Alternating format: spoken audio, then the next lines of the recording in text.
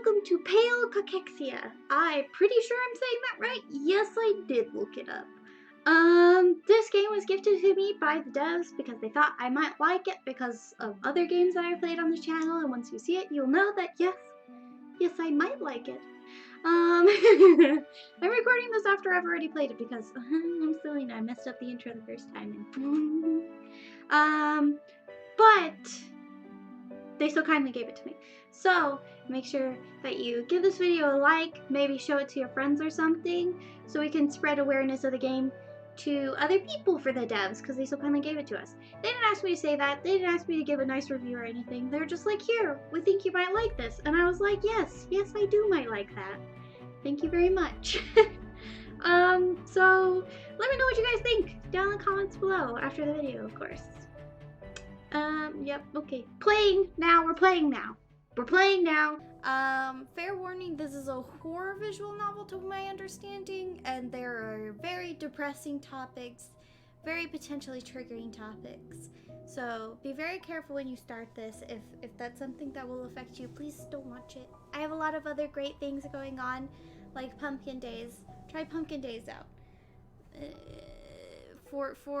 So I don't have to worry about you, please. Thank you. Okay, let's go.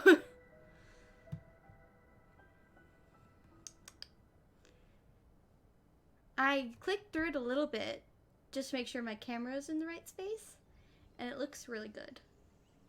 Like, look at that. Shit. Lonely. Strangely lonely. Those words surfaced in her mind as she gazed up towards the towering trees, their branches extending forever in all directions. They made her feel so small and insignificant. When I was clicking through, I tried really hard not to read this stuff so I didn't get any spoilers.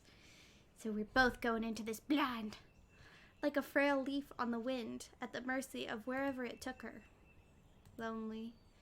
There was no other way to describe this place.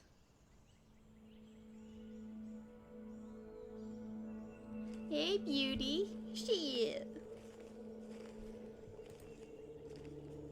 Just a little while earlier, she'd stepped out of her hired carriage, leaving the main road to explore these woods. Esther's driver had warned her that the forest was seldom visited. If she ran out of supplies, she'd have to walk back to the road on foot and hope to flag down a stagecoach heading to the city. Oh, so we're a little back in time, huh? And that forest is haunted, girl. Dangerous for anybody, let alone someone with the pale. I wouldn't head in there if I were you, and seeing as it's almost evening, I'll take you back to town for free. But she'd refused the driver's offer, turning away from her last hope. It was impossible. The decision would haunt her forever, a hanging mystery of what she might have discovered. No matter how isolated or helpless these vast woods made her feel, she promised herself she wouldn't leave without answers. Why you already look like you're crying? A light breeze brushed past Esther's cheeks. It carried the frail scent of spring through a lingering wintry chill still blanketed the forest. Though. Spring always made her symptoms worse, however. As everything gathered its energy to bloom and flower, her lethargy only seemed to become deeper and darker. The more vibrant Esther's surroundings grew, the more she felt her energy draining away. Some days she barely had the strength to even move. Yet she couldn't bring herself to hate the season. It hardly seemed fair to be angry at the world for turning its cycles, for life continuing on around her just like it always had. Even now, she still remembered when spring was her favorite time of all. I get that, though. I have seasonal depression. I have depression, and I have seasonal depression. It's a very fun combo, not gonna lie. But Esther suddenly came to a halt. Bending down, she curiously patted the forest floor, searching for whatever it was. After a moment, her fingers brushed something small and cold. A key? What was a key doing out here in the middle of nowhere? Puzzled, Esther turned the tiny, shimmering piece of metal over in her palm. No marks, symbols, or engravings. It could have belonged to anyone or anything. After a long moment, She rose slowly back to her feet, slipping the key into her skirt pocket. Perhaps it was a good omen. She'd always had a hard time with superstitions or questions of fate, preferring the calm logic of cause and effect to anything unseen. I don't know why all of a sudden my reading tone has turned into like a, I don't know, rhythmic. My reading tone has turned rhythmic. It was happening the other day when I was recording the last episode of the Miskatonic. I don't know what it is. I don't know why this is happening, but hope you like it, because it's happening. But these days, as the world's realities seem to grow even bleaker, ever bleaker, Esther found herself hoping for something more. It didn't really matter whether things like omens or destiny were actually real, as long as they made life a little less unforgiving.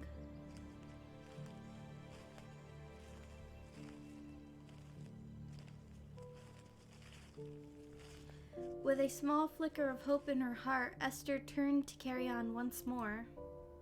She had no map, no directions, and almost no clue as to what she was searching for. Only the faintest trail of a possible cure.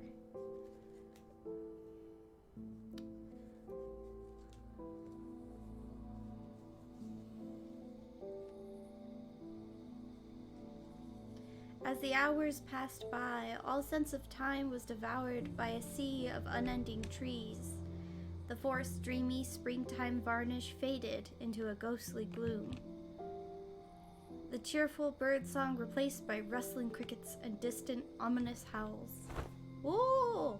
Scary, did you twist your ankle or something? A painful sting suddenly shot across Esther's arm. It yanked her out of her absent-minded wandering back into the oppressive emptiness of the forest. After a moment, she'd realized she'd walked too close to the brambles. Warm droplets oozed down her wrist, an uncomfortable reminder to always watch her step. I've done that before. Just leaving myself a note.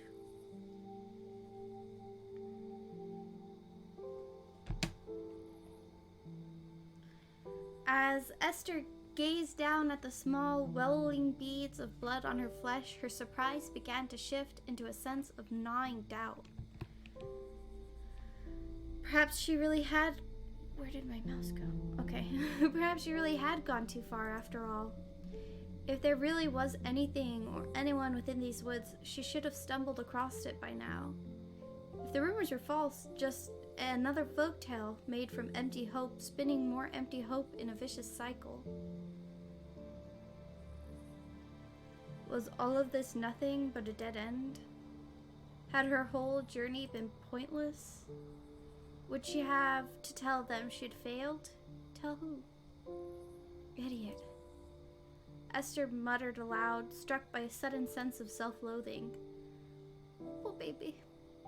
Those harsh thoughts could be dealt with later, but she couldn't keep stumbling through the darkness so pointlessly. Failure or not, it didn't change where she was now.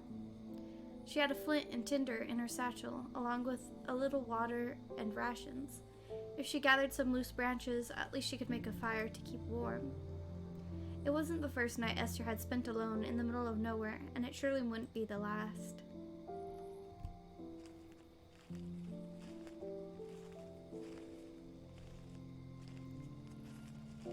Slowly, cautiously, she crept through the thick underbrush. The moon's faint glow offered enough light for Esther to find a few branches, long and dense enough for a campfire. But every time she crouched down to forage, her fingers searching through the cold, damp earth. It felt like someone was breathing right behind her ear. That's fucking creepy. Esther shook off the ghostly sensation with a deep shudder. It was just the old rumors she'd heard. They were finally getting under her skin. Foolish tales of primeval spirits. Sorry if I said that wrong. I got stuck on it because I was debating whether or not I should try that word again. Guarding the forest, devouring the soul of anyone who ventured too deep. Of course, Esther never gave any credence to those stories, nor would anybody with common sense, for that matter. Ghosts simply didn't exist. Still, the sooner she had a fire, the better. This game is really heckin' pretty so far. So excited. At last, Esther spotted a clearing just beyond the trees. With her, a bundle of sharp branches cradled in her arms, she hurried out into the open, anxious to finally set up camp. But as she stepped into the glade, the shadows gave way to shapes. She froze. Froze, why? What are the shapes? Oh, is a house? Is that what you were surprised by? I have tea. I should remember to drink it, and y'all should remember to drink drinks, too. There, right in front of her eyes. A beautiful aged house rose amidst the darkness. It stood like an elusive mirage in the desert, too perfect and out of place to be true. Was it an illusion? Or by some miracle had she actually found the apothecary's estate? But surely the place was abandoned.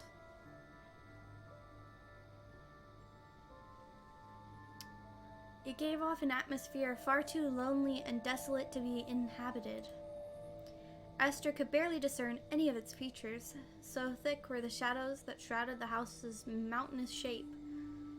A thick, swirling mist consumed the earth around its foundation, seeping across the ground like some poisonous cloud searching for intruders. Like its very presence was waiting to reject her. Why are you so sad? Also, why are you looking that way? It bothered.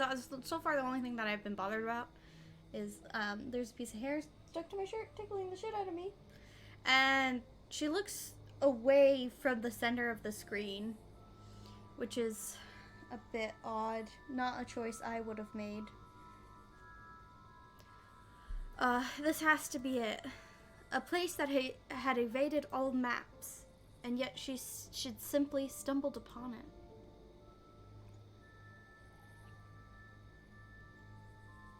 Something about that idea made a sense of deep apprehension crawl down her spine. Yeah, I'd feel unhappy about it too. Surprise house and all. In a trance between fear and fascination, she found herself moving across the clearing towards the manor entrance. The pale mist seeped around Esther's boots, swallowing her footsteps one by one. It felt like entering a dream, as if she were slowly crossing the threshold into a different reality. Until she realized that her fingertips were suddenly brushing cold metal, the handles of those foreboding doors loosely grasped beneath her uncertain, trembling palms. Please. The soft, nearly inaudible word left her lips like a whispered prayer. Slowly, gingerly, the handles began to turn. Until with a soft, beckoning creak, the doors yawned open to allow Esther within. I'm all warm now that I had some of my tea. Inside the house, the scent of a musty, aged wood greeted her from the darkness. Just barely, Esther could make out the shape of a stairwell, illuminated by rays of moonlight. This kind of reminds me of...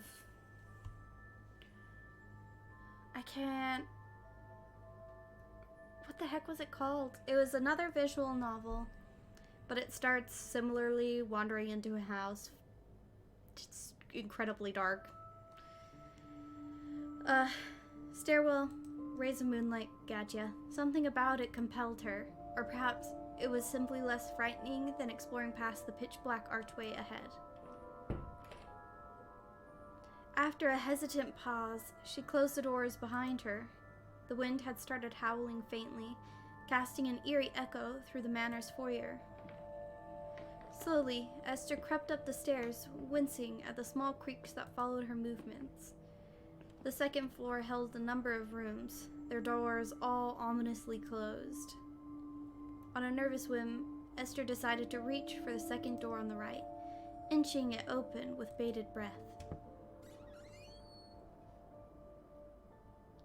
The vacant room was a study? As her eyes drifted around the dark space, she could see rows of shelves stuffed with books, A cluttered desk, tables full of dusty alchemy equipment. A study. Esther's heart leapt in her chest. Even though the apothecary was no longer here, what if they'd left some of their research behind? With the light of day, she could comb through these books and papers. Surely they had to be something of use in them. Maybe, just maybe, she had finally found a glimmer of hope to cling on to.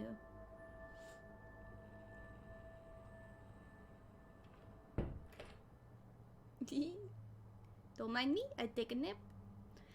Allowing herself a sigh of relief, Esther closed the door behind her and stepped towards the small cot nearby.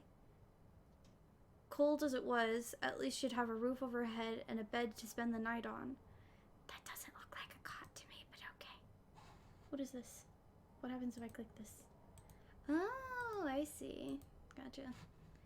As if on cue, she felt a wave of exhaustion blanketing her mind. Maybe it was time to take her medicine and sleep. Even a few hours would be enough. Hee, that's creepy. What was that?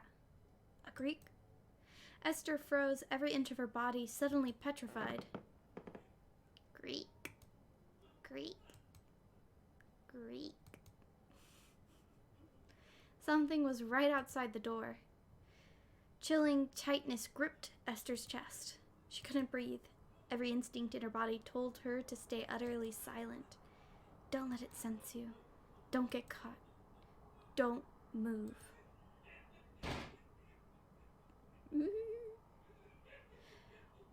Without warning, I could hear my husband laughing in the other room. It's, demonic. Without warning, the door burst open. She had no choice but to look and see. I'm not gonna scream. Sorry, not gonna do it. Not a monster or a ghost. Only a young girl trembling in obvious fright. You're...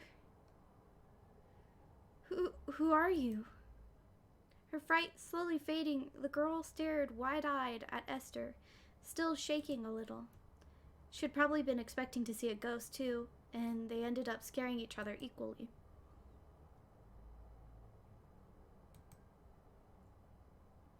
I'm Esther. Esther, that's your name? Esther nodded. And you're real? This isn't a dream, is it? No, I think you're okay. No, I don't think so.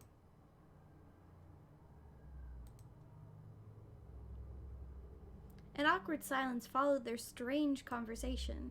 Esther found herself wondering if maybe this actually was a dream after all. Really, it almost seemed too surreal to be anything else.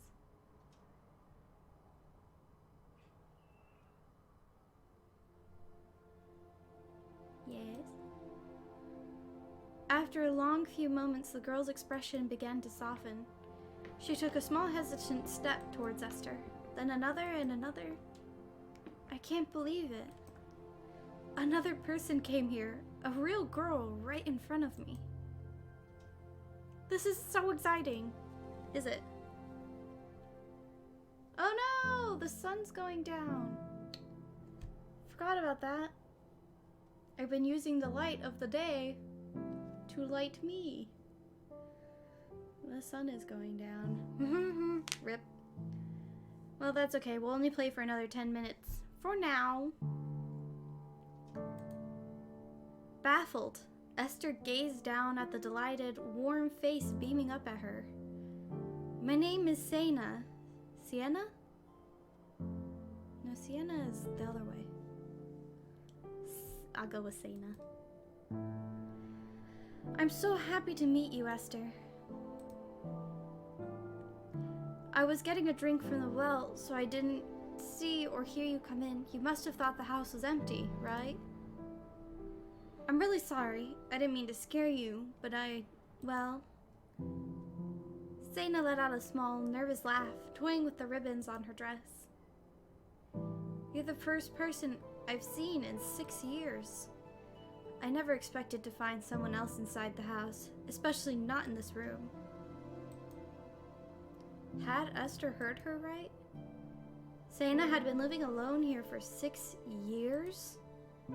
Was it possible that she was the apothecary the rumors talked about? Oh.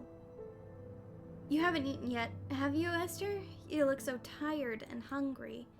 Gasping softly, Sena reached out to clasp Esther's hand between her tiny palms. I'll light the fireplace, and you can get warm while I make some supper. That sounds nice, right? Come, let's go downstairs. All right. Taken aback by Sena's eager offer, Esther hesitantly nodded. Even though she wanted to ask what Sena knew about the cure, her stomach rumbled noisily at the thought of a warm dinner. It wouldn't hurt to wait until they'd eaten, surely. Tuche. Gotta take care of my voice. More tea, more tea.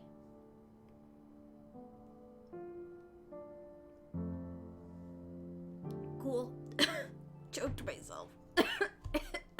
It went the wrong way. That didn't help. Still holding Esther's hand, Sena led her back downstairs and into the parlor. As soon as she had stuffed some wood into the fireplace and set it alight, the darkness suddenly lifted, melting into a cozy warmth thanks to the fire's cheerful crackling. Before she really knew what was happening, Esther found herself wrapped up in a pile of blankets, sitting on the couch before the hearth. Sena seemed like a little blur of happy energy, fussing over Esther one moment, then hurrying back to the kitchen to check on her soup. Clearly she was delighted to have a visitor. Esther felt a little embarrassed. Sorry. Trying to hold it in.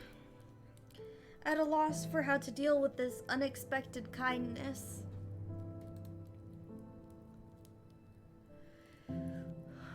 Here we are. Eat it while it's warm. Before long, Sena was nudging a bowl of steaming soup into Esther's hands. Filled to the brim with brightly colored vegetables and dark broth, it had a delectable scent, rich with herbs and spices. Thank you. You don't need to thank me. There's plenty more in the pot if you're still hungry, so don't be shy. Oh, that reminds me, I have to clean the stove before my lamp goes out.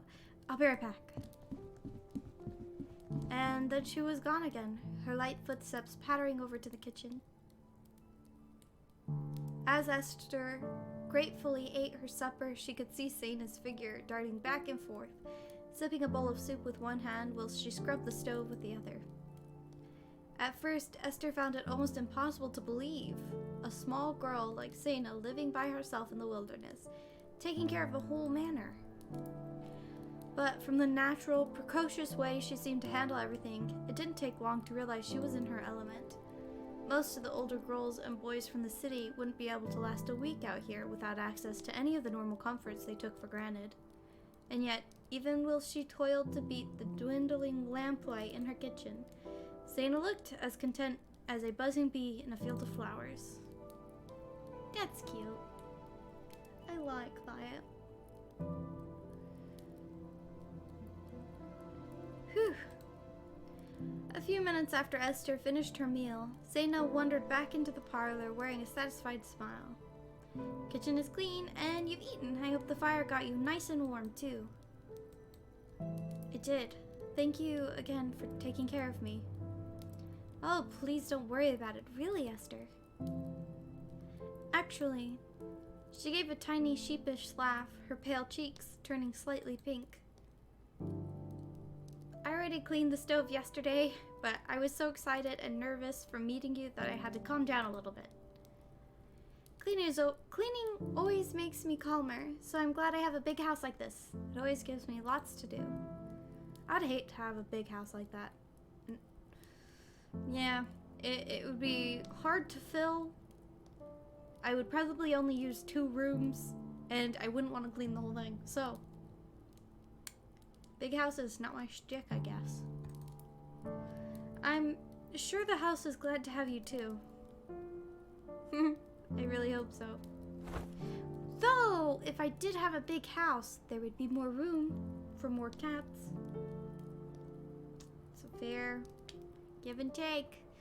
Beaming brightly, Sena flopped down on the cushions beside Esther, dangling her legs over the sofa's edge. Another short, awkward pause soon followed.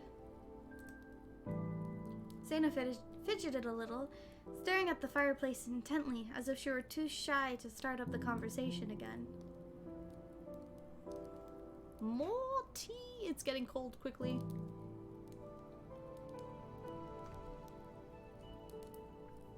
After a hesitant pause, Esther decided to finally break the silence. She had to ask the question that had burned in her mind from the moment they'd met. Sena, are you the apothecary that lives in these woods? Esther's words made Sena abruptly stiffen. My face is in the way. Oh no! Oh no! This is the face she's making. Oh no, why'd you do that? In one of the towns nearby. Oh, where did you hear about an apothecary? Okay, I did miss something. Sorry. In one of the towns nearby, people said there was a hermit living out here, an apothecary who used to live in the city. Somebody who found a cure for the pale. All of Sena's cheerful energy seemed to slowly dissipate. Her gaze drifted down to the floor, lingering as if anchored by a heavy weight. I'm sorry, Esther. The apothecary, it's not me. Oh, I was putting my mouse. I was hiding it behind my webcam, but my webcam had moved. So it wasn't very hidden. It's... Sena grasped the fabric of her dress, squeezing it tightly. It was my father. It's true he had the pale, and he managed his symptoms for a while. But he died 6 years ago. Just like that, disappointment shattered Esther's heart. But even more acutely, she felt a sudden pang of sympathy for Sena. How it must have felt to lose her father so young, living all alone in this deep forest. Is my camera maybe too big? I don't know. I'm still getting used to this new setup. Sorry. I'm sorry. Sena gave her a small, sad smile, gently shaking her head as if to reassure Esther it was all right.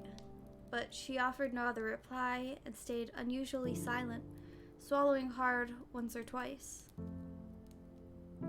I'll leave tomorrow morning then. There's no reason for me to cause you any more trouble. You could still stay here. What? What? She stared at Sena in surprise, taken aback by the girl's sudden interjection. I mean, stay here to look at Papa's research. He has a lot of papers and books in his study, and journals too, although he told me never to look at them. But Papa spent a lot of time working, and I know he took notes about the pale. So if you stay and read through them, you might find something about the cure, right? Her voice quivering slightly, Sena turned to gaze at Esther with a hopeful, eager smile.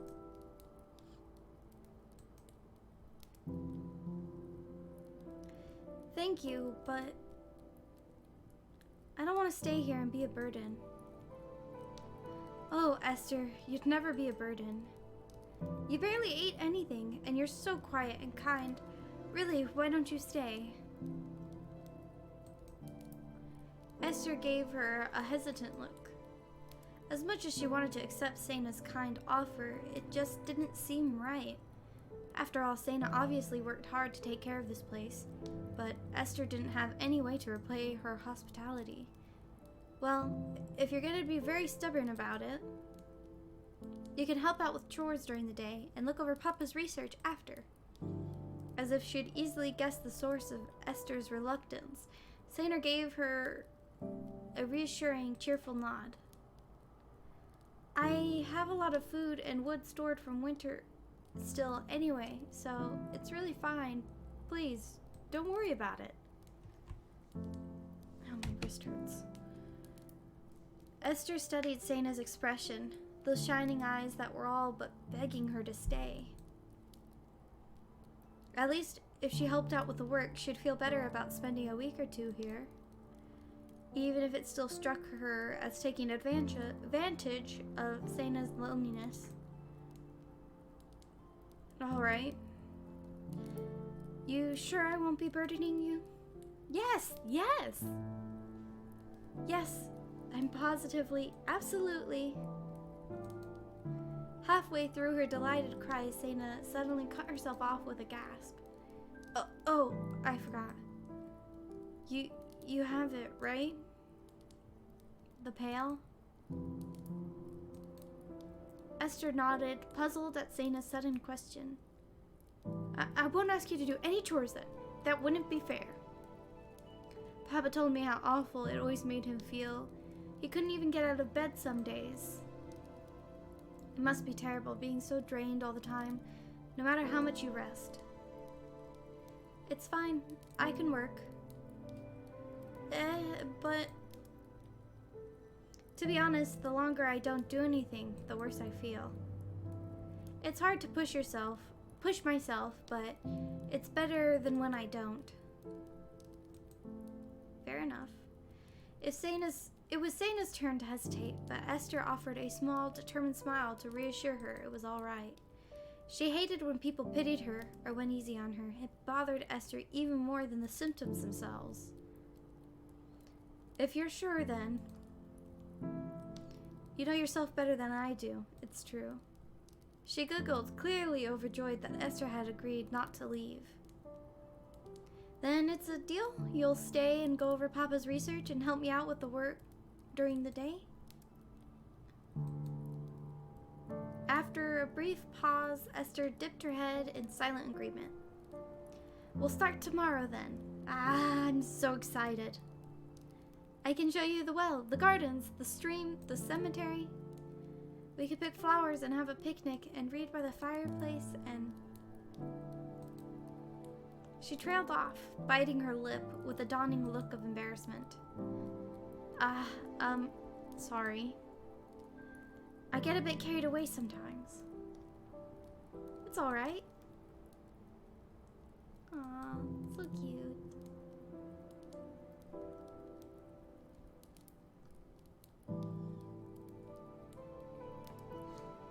So, this game is really freaking pretty. Let's give it a little save. Cheeky little save. Just in case. But also, I've got to go. Because the sun's setting, it's so much deeper at my chin than it is at my forehead. Also, the window is slightly up. But, what was I saying? Oh yeah, let me know what you guys think.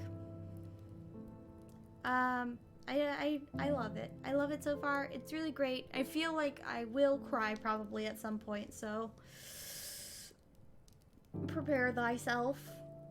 And I hope that you will come back and play with me again because I had a ton of fun. I hope you are hydrating. Maybe take a little stretch break. It's been 30 minutes if you've been sitting here this whole time. And I'll see you all in the next one. Bye!